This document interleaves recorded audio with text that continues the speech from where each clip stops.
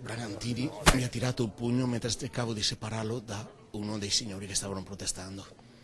Ho visto la mano alzarsi, mi ha messo il dito dentro nell'occhio e mi ha tirato un pugno violentissimo mentre cercavo di separarlo. Bragantini è sempre stato un violento, lo conosci, la gente ha sempre avuto a morte con me. Logico non doveva finire così, per me l'importante è che proteggano la mia gente, la provincia e la gente vera della Lega. Il pugno pizzolato? Non ci sono stati pugni. Io ero lì, ho visto che si sono spintonati fra lui e un'altra persona.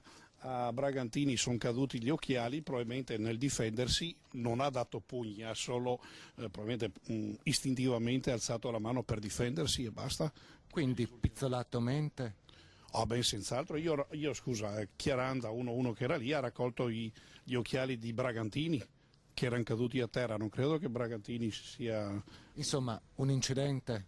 Boh, secondo me sì, io non ho visto né lacrime né sangue, tanta sceneggiata che ancora una volta, come ho detto all'inizio, serve solo a fare il male della Lega.